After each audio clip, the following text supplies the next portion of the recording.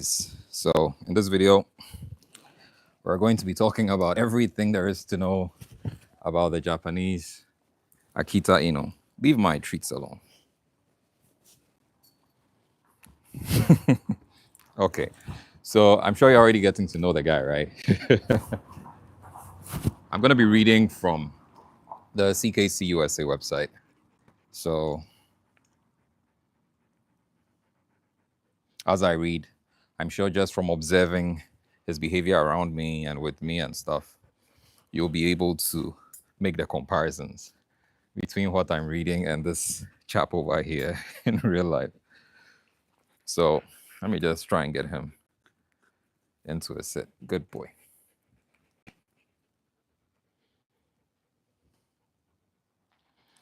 So I'm gonna start from the origins. So this right here is Yoshi. Yoshi is a Japanese Akita Inu. So Yoshi's origins.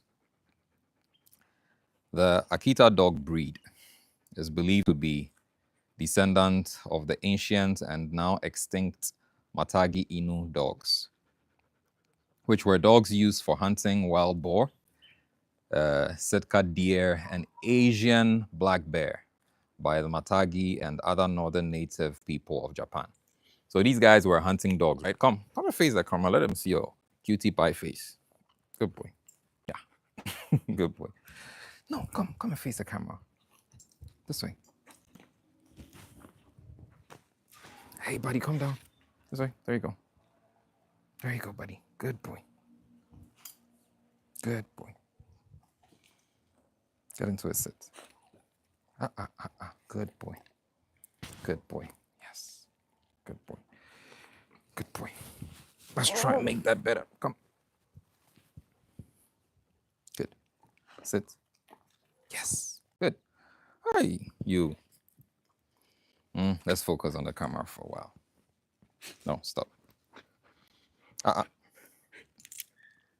So where was I?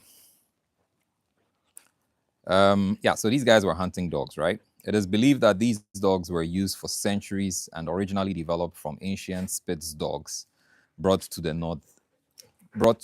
northernmost area of Japan at a time when a land or ice bridge connected the now island country to Eastern Europe. So it means, as at that time, there was something actually joining Japan to Eastern Europe. So it was supposed to be either land or an ice bridge. Interesting. So these dogs were described as medium-sized Spitz-like dogs. DNA studies have found that the Asian Spitz breeds, including the Akita, as well as the Shiba Inu, Chow Chows, and Chinese Shar-Peis, are among the most ancient breeds still in existence. Interesting. We are learning about you. You will not sit down like a good boy and pay attention. You're all over the place. Come back. Sit. Good. Japan has had a complicated relationship with its dog breeds. So at times, the country has shown a great deal of efforts to ensure the preservation of its native dog breeds. However, there have also been instances of countrywide breed and landrace eradication.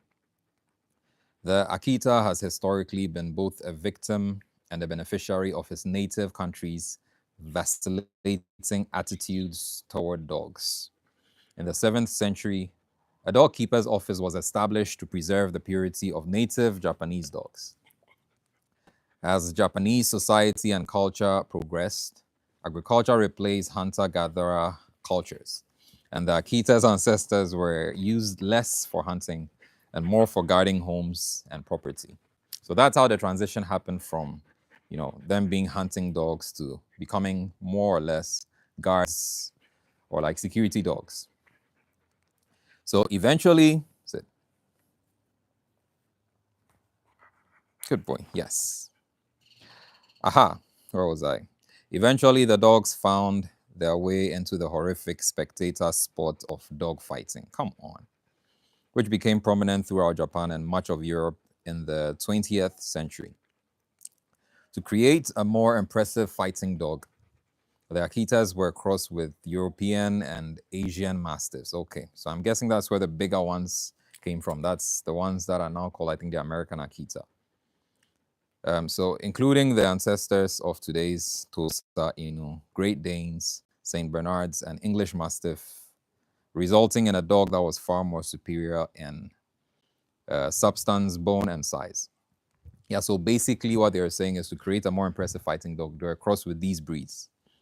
You know, Saint Bernards are big, Great Danes are big, you know, English Mastiffs. So the American Akita, which is, I think, the one that came from these crosses, is a much bigger version of the Japanese Akita.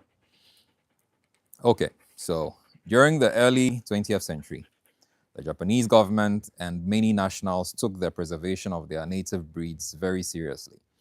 In 1931, the name Akita was assigned to Matagi Inu descendants of the Akita prefecture and surrounding areas. Who knows what the word prefecture means? Prefecture. If you know what that word means, please put it in the comments. I'll check after. Or rather, let me see. Let me help you guys out. So let's do a search of that. Akita Prefecture is located in the Tohoku region of northern Honshu, Japan, on the Sea of Japan coast. Oh, okay. So where did I get that?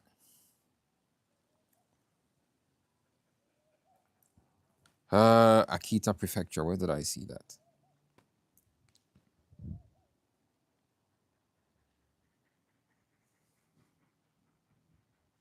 Okay. Okay, so Inu descendants of the Akita Prefecture is actually an area. It's actually an area. So that's what I just gathered. It's an area, as this says, located around Honshu or something like that. So yeah. It was also during this time that the Akita, as well as several other Japanese native breeds, were recognized and declared a natural monument by the Japanese government. Because, you know, these guys have been declared a natural monument of Japan. So it's like, you know, a natural trace to Japan's history in a way that is symbolic to the entire country. So to further preserve the breed, the Akita Inu Hozankai was formed to guide breeders using guidelines. So the Hozankai is something like, I'm sure, an Akita handbook or encyclopedia or something, you know, to help you to be able to describe or to examine or assess properly and determine if a dog is a purebred Akita or not, something like that. So they are like those guidelines. In 1934, the official standard was written. The original Akita colors include only brindle, red fawn, which is what we have here, sesame, and white. But a white Akita would look somewhat like, what's that dog? Name just skipped me.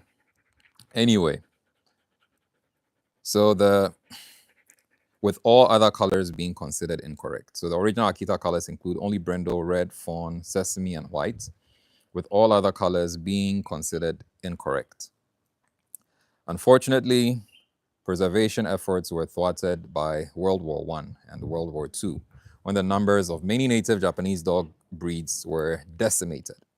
To make matters worse, the Japanese government switched from preserving native breeds to mandating that all non-military dogs be exterminated so their furs could be used to clothe the Japanese military. You can't blame the guy. I mean, survival. If it's that bad that, you know, they need to keep the people in the military warm, those people are fighting for their country. They need to sacrifice the dogs in their area to be able to do that. I don't know if we can be harsh on them in judgment. I don't know. I feel like we can empathize and understand why they would have to do that. Because in the long run, eventually they come back to trying to preserve their dogs anyway. So it must have been solely out of survival. And I think that should be understandable. Although, it'll be tough. It'll be tough, but sometimes you have to make tough decisions in life, right? The only dogs exempt from this mandate were German Shepherds, lucky guys, which were used by the military. Desperate efforts to save the breed resulted in breeders crossing their dogs to German Shepherd to prevent them from having their fur harvested. Okay, that's smart. As a result of this, three very distinct types of dogs emerged and could be found in the Akita regions and surrounding areas.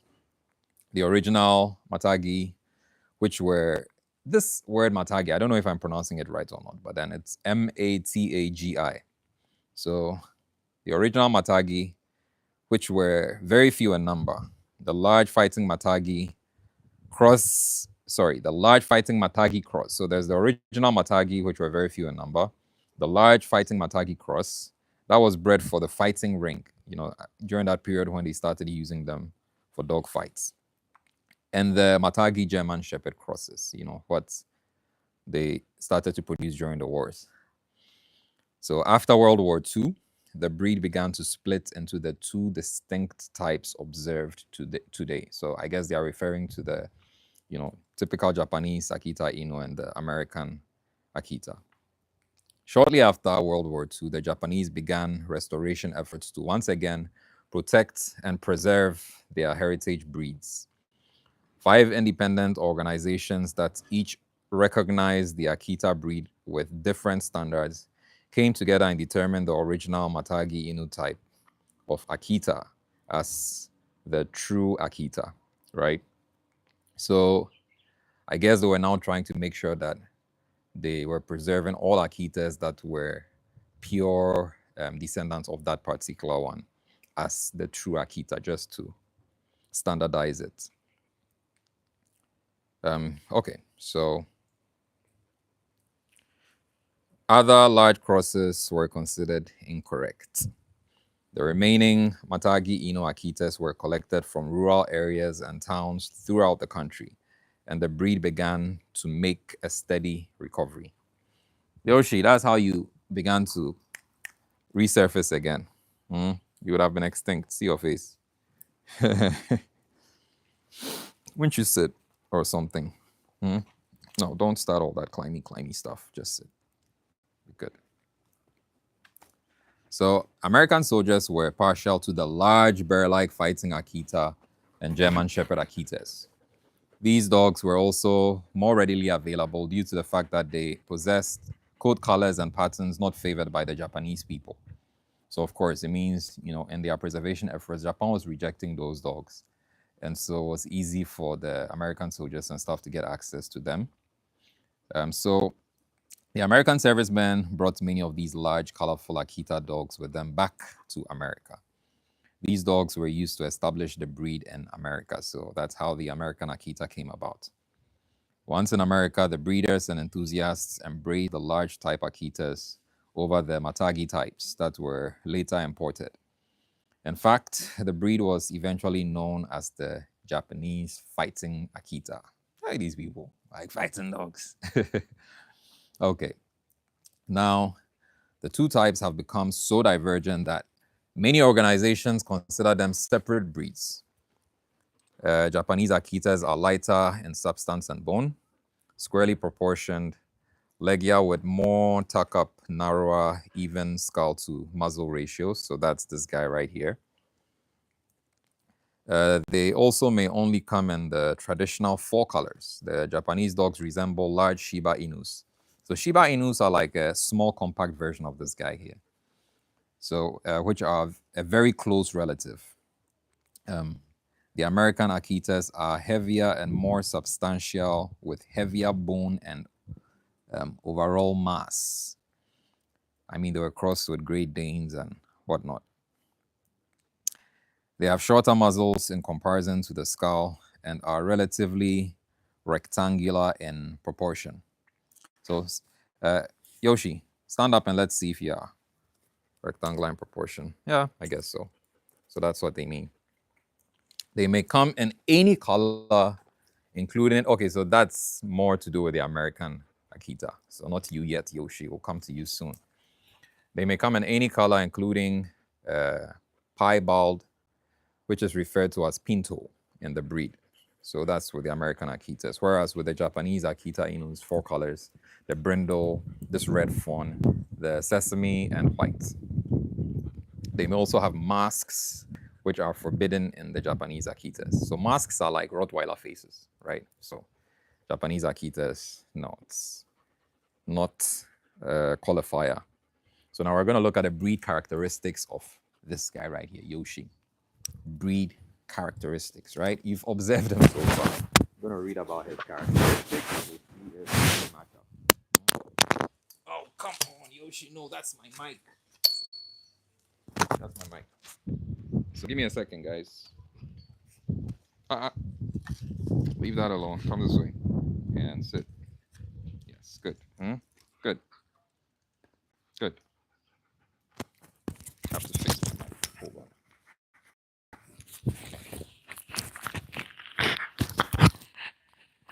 So we're back. So we're looking at the, make sure this guy's on. Okay. Looking at the breed characteristics now. So let's see. So when it comes to, okay, sit. Yes, good. Okay, so it starts with the head. Starts with the head. Show them your head. So let me hold you like this so that your head is right here. They can see it. Look at them small. Let them see your face. So the head is of moderate size and in proportion to the entire body. Yoshi, come this way. This way. And sit this way. Yes. Good. Good. Okay. So that you guys can see the head. The head is of moderate size and in proportion to the entire body.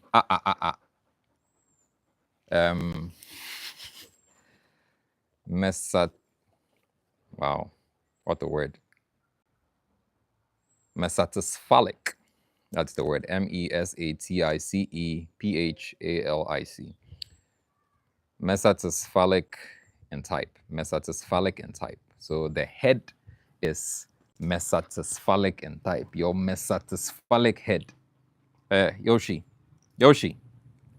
Your mesatisphalic head. Oh, my food is here. Today they didn't keep long.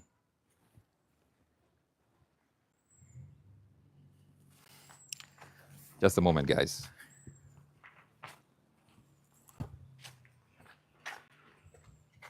My boss, good afternoon. How be? Thank you. So I'll pay more. Thank you.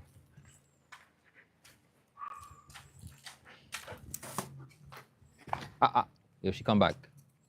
Let's go back with your metaphysicalic head. Come this way. Sit.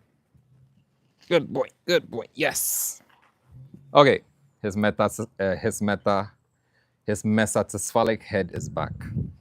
So their heads are mesatisphalic in type. It is wedge-shaped when viewed from above or in profile. The top skull is broad, being as wide from side to side, measured in front of the ears. So this is the broadness.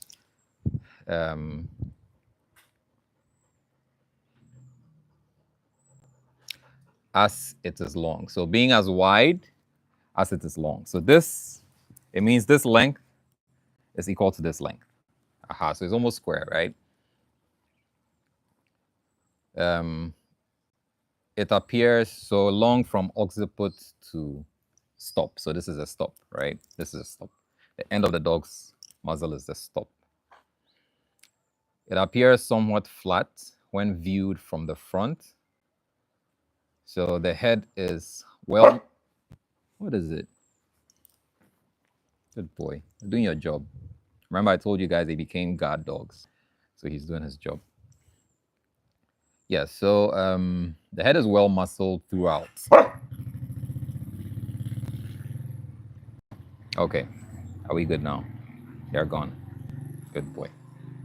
The head is well muscled throughout with pronounced cheeks and well-formed temporal muscles that create a medium furrow that starts at the stop here and runs toward the occiput.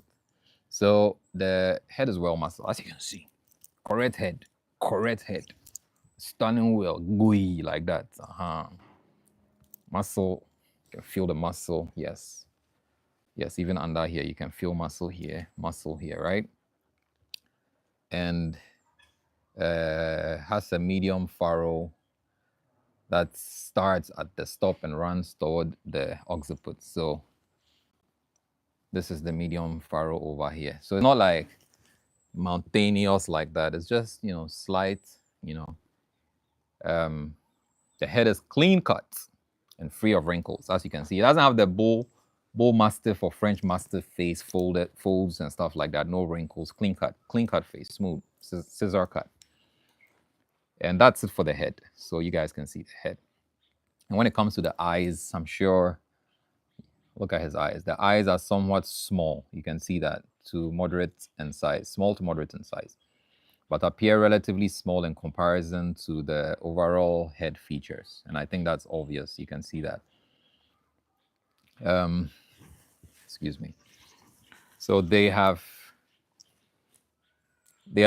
almond to triangular in shape. I think this one is more almond. Look. This one is more almond, right? They are almond to triangular in shape and oblique sets with outer corners set higher than the inner corners. So the inner corners are closer to the nose and the outer corners are here. So slanting upward like that on both sides, as you can see with this guy right here. Okay. They are set moderately apart, as you can see. So eyes are just moderately apart on the snout or whatever. With darkly pigmented and tightly fitted eye rims. So look at his eye rims. It's almost like it's drowning the color of his eyes. The darkness of the pigments of his eye rims. You can see around. It's dark. The eyes are never bulging, large, or rounded. So it means if it's bulging, large, rounded like that, it's a disqualifier. It means it's not a purebred Japanese Akita Inu. And then there should be sufficient bone in the surrounding orbital sockets to protect the eye. So that is around it. I mean, around it, when you feel it, you'll feel the bone all around. Aha. And I can feel that. Unfortunately, you guys can't feel it, but yeah. The FCI judge will feel for all these things. Ears. So let's look at this, guys. Ears. The ears are relatively small, like this. Thick, yes, definitely. And triangular. Being wider at the base and tampering to slightly rounded tips. So the tips are slightly rounded, as you can see. Right? It's not pinpointy. Ouch. Did not prick my finger because it's slightly rounded. They are set moderately apart, but not low on the skull. So moderately apart, but not low, like down here. The ears are so slant. Aha, this is low, right? This is low. Nah, they are on the higher side, as you can see. So if this is the skull, this is the higher side. This is where the ears are set. Aha. That's what that means. And I think they are firmly pricked, yet slant forward with the tips inclined towards the eyes. That's what you're seeing here, right? So firmly pricked. So you notice when they stand, the side isn't dangling like that. When they are puppies, it might be like that. When they are pups, you might have some of these folded. But then when they grow up, it's supposed to be, firmly, what's the word? Pricked, right? Yes, firmly pricked. And then slanting forward like that, as you can see. See, whenever he's alert to something, then they slant forward like that. Inclined toward the eye. So that's it for the ears. And the muzzle now. This is the muzzle. So All this is the muzzle, right? Now, the muzzle is full. See how it's filled my hand? It's full, it's broad. So instead of it being narrow long, you notice that it's kind of like, it's not so long, it's not so short, but then it comes out broad from the end like that, right?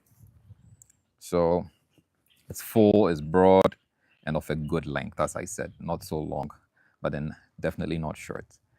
Being equal in length to the top skull. So from here to here will be the same length as from here to here, right?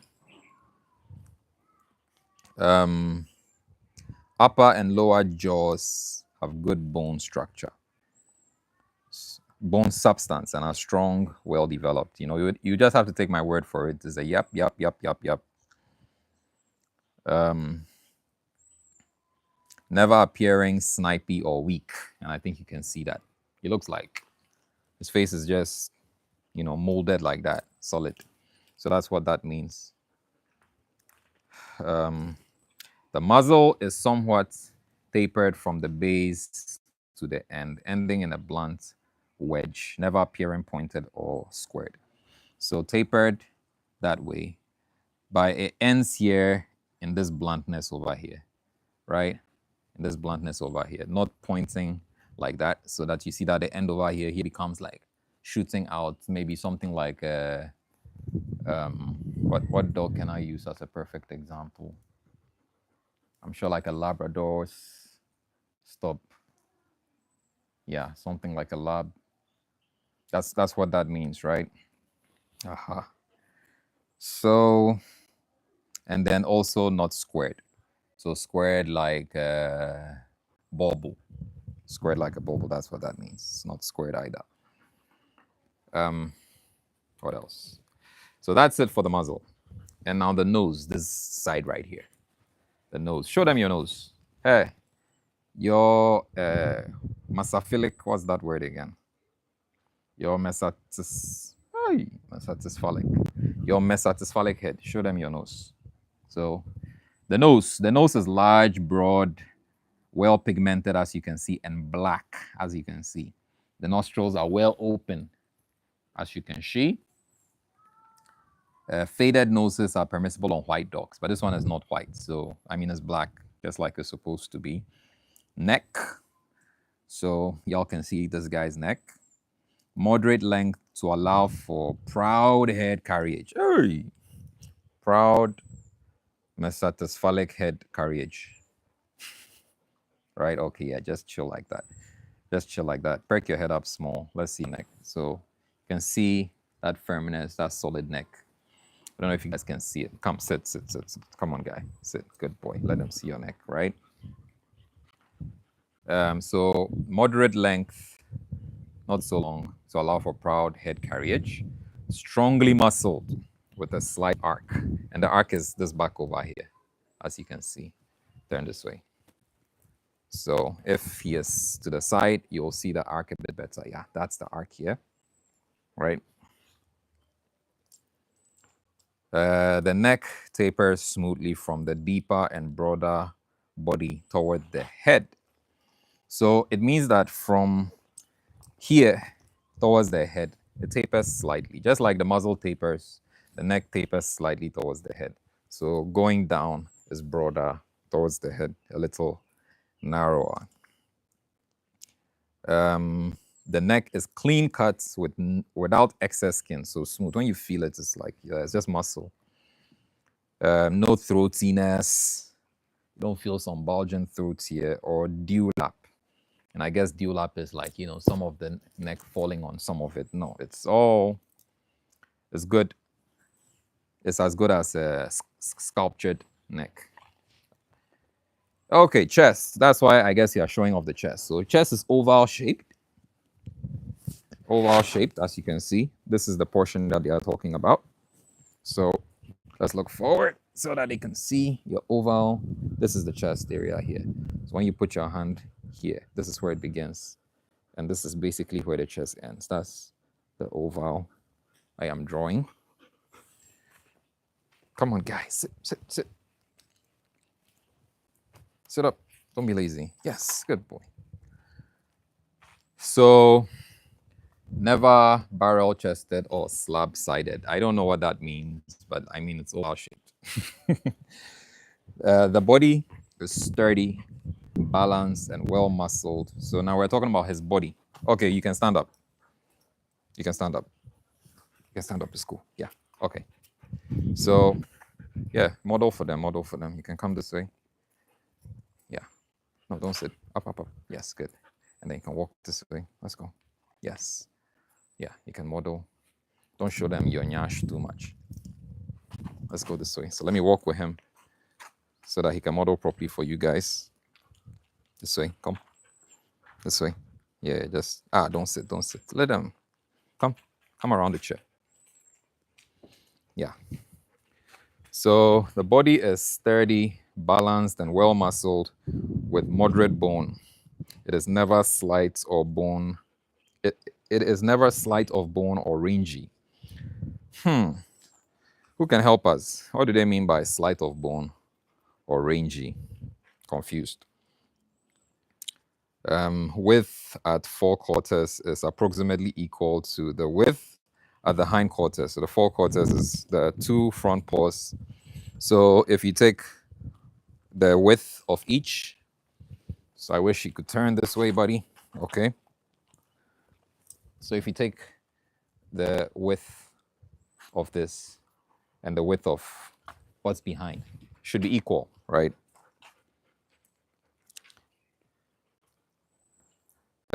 When it comes, oh, I got that wrong.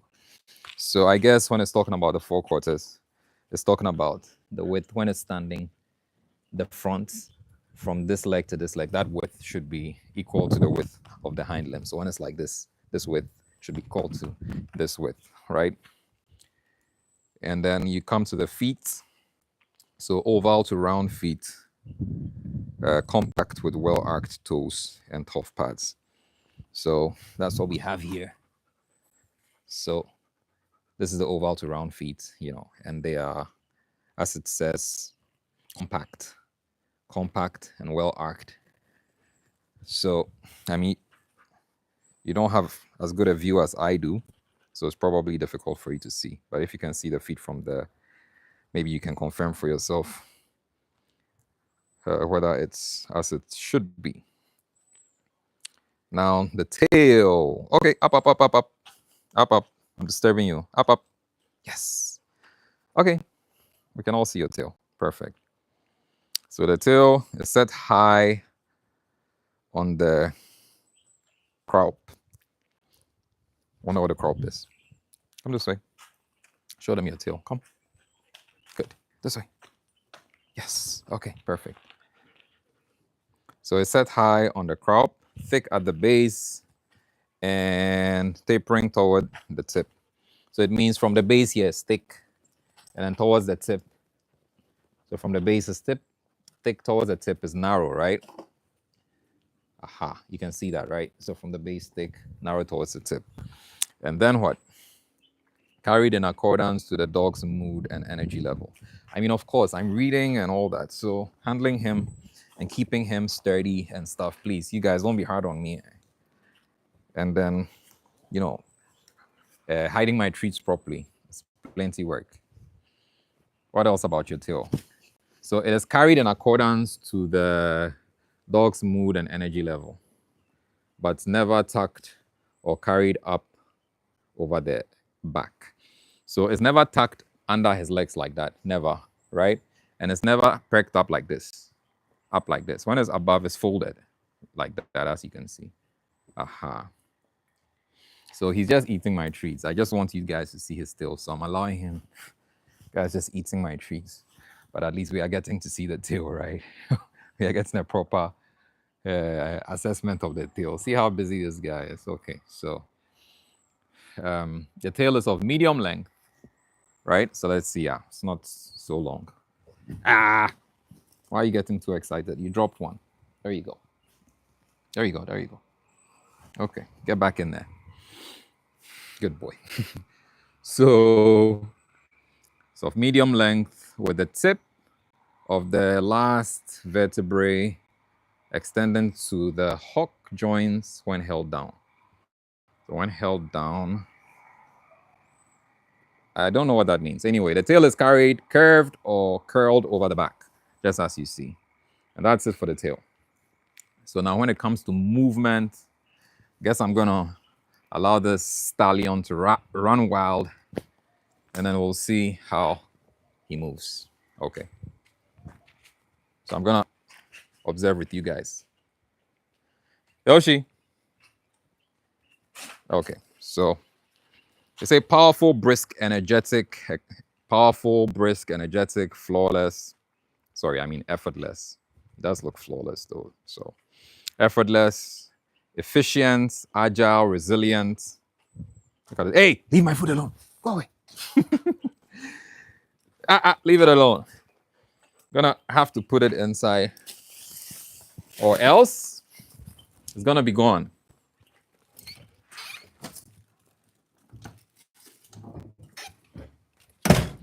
Okay, that's out of the way.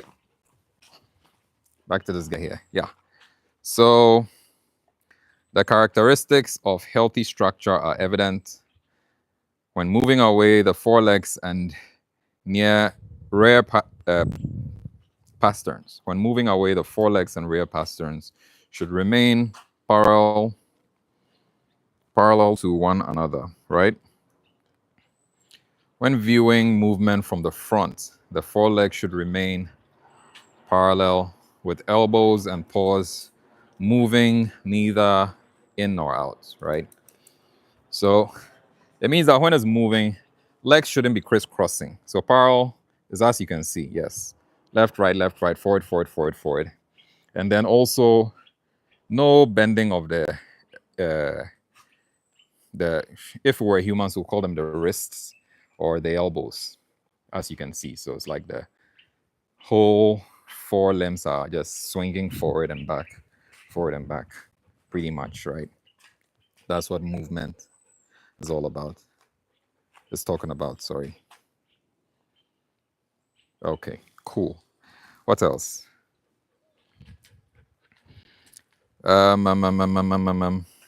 So as speed increases, the forelimbs and hind limbs will converge to the center line of gravity. So it means that before the forelimbs take off, the hind limbs would land almost, touching the forelimbs if it's running, if you're looking from the side, right? So let me see if you run here. Yoshi, come! Yes! You see that? Aha. So every time the forelimbs are about to set off, then the hind ones drop, right? Almost right where the forelimbs are at the same time. It means left and right drop at the same time. And then forelimbs, left and right, take off at the same time. So it's like a springing forelimbs and the back limbs, something like that, when it's running. So, from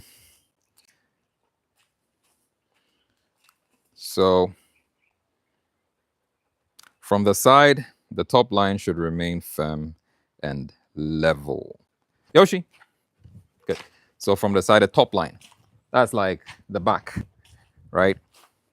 From the side, it should remain level. Can you see? Aha, that's the idea. So you are viewing from the side, I guess. Aha. So it should be level. It shouldn't be slant, like, slant back German Shepherds and stuff. So basically talking about a straight back, pretty much. It's talking about the straight back. So good reach of movement in the front allows the forepaw to extend out in a line with the nose. The width between the forefeet when extended should be approximately equal to the width between the hind feet when extended, indicating balance, good reach, and good drive. Dogs that exhibit any sign of breathing or locomotive difficulty shall be disqualified from the show ring, right? Luckily, this guy right here isn't showing any of those signs. Breathing is very clean, as you can see. Feeling funky. Very clean breathing. Yes. And as you could see, as for his walking, on point. Yoshi, come here. Yes, come. Yes. See? Good. Enjoying his strut. Temperament. Super important, right? So let's talk about the temperament. So Yoshi, Come back. Let's go and sit down. Come.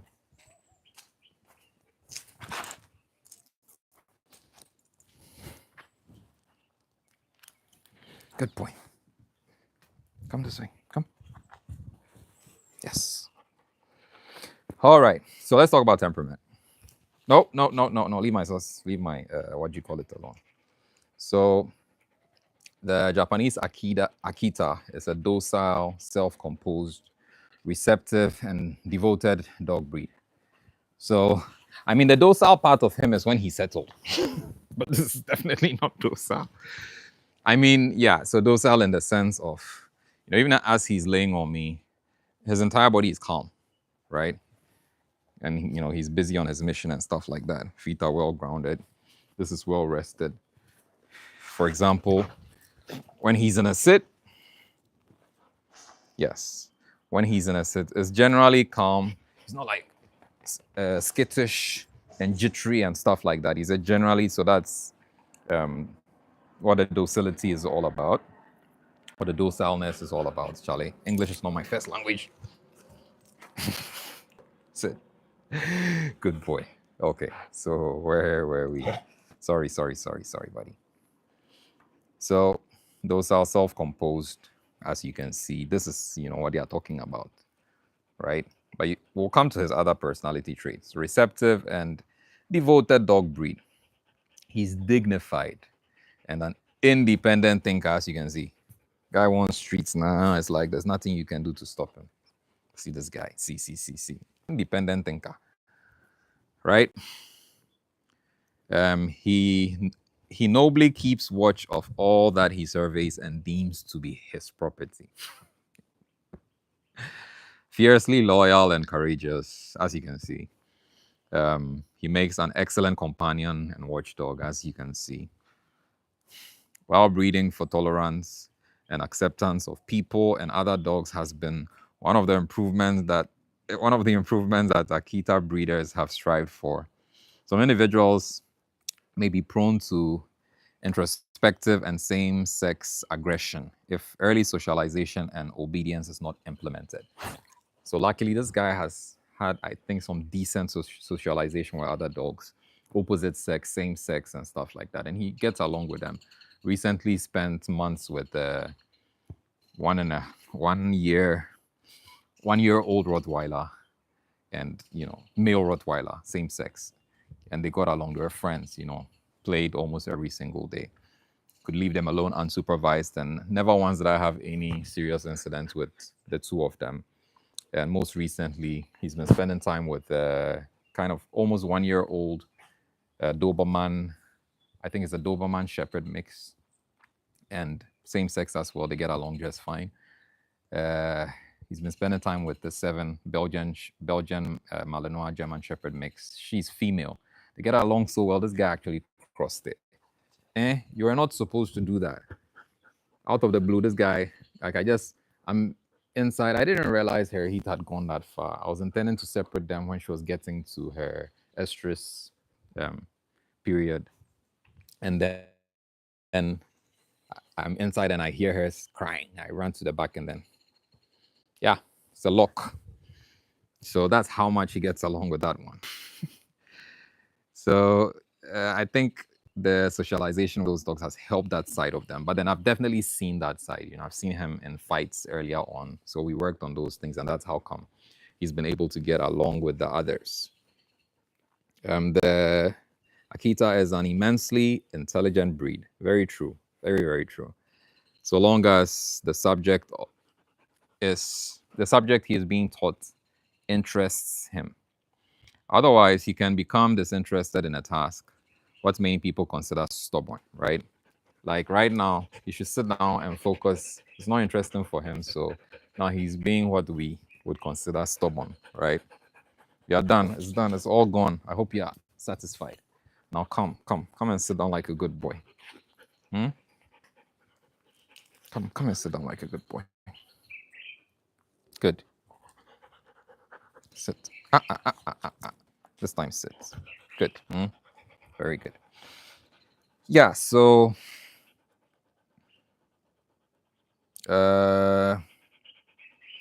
So otherwise, he can be, yeah, and stubborn, whatever. Keeping tasks and activities interesting, motivating, and engaging is certain to gain his attention and compliance. While devoted and loyal to his people, he can be notoriously intolerant toward other dogs and animals, possibly displaying indifference or disinterest towards strangers as well. But this guy is pretty good with other people. Yeah, he's pretty good with other people, especially when they draw closer to him, then he'll draw nearer to you as well. When I'm around, when I'm not around, he's like, can be fierce. Any unprovoked aggression or fearful behavior toward people is incorrect for this breed, and I completely agree.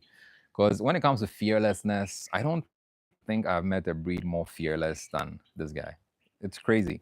And it's not a fearlessness that has to do with aggression. It doesn't uh, equate its fearlessness to aggression. Its fearlessness is just its natural uh, posture. So, I mean, in the midst of things that are freaking other dogs out, it's just going to the thing like, yo, what's up? What's this thing? What's this new thing? Why is it doing that? It's curious. It's just, you know, doesn't feel phased. It doesn't feel panicked in any way. I've hardly seen this dog ever, and I'm not exaggerating. I don't think I have ever once, I am not exaggerating, seen this dog display any sign of panic or fear. It's just confidence galore. So that's one thing that has stood out about the breed to me. They are extremely fearless in a very calm manner without aggression. They're just confident, you know, and curious. And as they say, they are independent thinkers. So that's very true. So if you don't invest time in engaging and building relationship and stuff, they'll ride all over you. Once they figure things out, you're in big trouble. You know, you're in big, big, big trouble. Good boy. So yeah, that's about it for Japanese Akitas. Now I can put my phone away. I can take this off. And it's just me and you now. That's why I'm making this video. I mean, that's what's motivated me to do it. And I definitely love uh, their physical capabilities. They're very strong. You know, they make movements look seamless and stuff like that. Very casual about, almost very casual about everything, but it looks, you know, well structured and smooth all the time. So if you're able to guide them, I feel like they are fantastic companions, you know. And when it comes to their cuddling nature, they are perfect for the family. They're perfect for the family. They are huggers. You know, when you're hugging them the way they like, they become very calm and relaxed. They don't do much. So you can spend time next to your Akita and just love every moment, enjoy every moment of that time that you're spending together. Even though, you know, he's all over the place and stuff. You haven't heard him bark once, right? To try to get my attention, you know, or do any of that stuff. He's just been focused on, you know, what he either wants to do or doesn't want to do and stuff like that. It's not trying to do too much to get me to help him to do the thing he wants to do next. Now he's focused on just figuring out how to do it by himself without my help. And then, you know, when I try to guide him back, you go back into the guide. And, you know, when he's there for 2 seconds, he's like, really? You're just going to let me sit here? We're not going to do anything? No. Then he gets up again, you know, and he goes about his business. That's the independent thinking aspect of these Japanese Akitas. He's very, very smart. When you're teaching him, he picks things very, very quickly. But because of his independent personality, you have to be firm in correcting him when he decides not to do the thing. You have to be firm and, you know, persistent until he does it. So that firmness doesn't have to do with anything physical. It has to do with a lot of mindsets and then patience, right? So you have to be persistent. You have to trust in the process and be patient that, okay, so I asked him to lay down and he just got up afterwards. So I'm going to, you know, correct him, let him lay down again and again and again until he just lays down and waits on me to probably free him or something. If you don't do that with him, then in general, you know, he'll do the thing you want and then quickly snap out of it and go back to the thing he wants to do. So he's just proven to you that, yo, I'm smart enough. I understand what you want. I'm smart enough. I've learned it. I learned it very fast, by the way. Here's it. Here's what you want now. Leave me alone. and then he goes into that mode. So, and he likes food. They didn't talk about that. I don't know if it's the same with all of them. This guy is a serious foodie. Serious foodie. Like if he's fooling all over, like, as soon as you bring food, he'll just stop the fooling, he'll focus, and he'll go and he'll eat his food. I like that about him. I like that he has a great appetite. Yeah. So those are my own personal observations. I think they have very nice energy about them. So they have an aura. Yeah, that's the word. They have an aura. Yeah, they have a very nice, unique aura. Good boy, Yoshi. So, guys, thank you. I hope this video has taught you something. And if I got something wrong, I hope you have left comments about that there for me to come and take a look at. And then if you weren't able to make it to the video from the beginning, you can just, take it back to the beginning and then check it all out. We learned all about the Japanese Akita Inu breed today. We learned everything about it, from its origins to its traits. And I think you guys will agree with me that it's a wonderful, lovable dog breed. Awesome, awesome, awesome choice if you want to get a dog. If you really, really like dogs. Not if you just want to get a dog and then it's in its kennel and maybe in the night it can bark for you and stuff like that. Now, if you really like dogs and you want to spend time with your dog and build a relationship and stuff like that, this one right here, you'll feel like, wow, everyone should have this dog. So on that note, I'm going to leave you guys. Thank you so much. Subscribe to my channel if you haven't already. There are lots of videos on my training sessions with various dogs. There are a lot of training tips and stuff like that. I'm going to be uploading videos of sessions with Yoshi. Yoshi and I have a lot of work to do, as you can see. I've been spending most of my time with Seven and other dogs, so he hasn't really had much of my time when it comes to training. So I'm going to try to change that. Decided to start with this to talk about him, introduce you guys to him, Yoshi, Yoshi, Yoshi. And then you can join us for more. So subscribe to the channel. Thank you for your support. I'm Adalba, aka Dr. GH.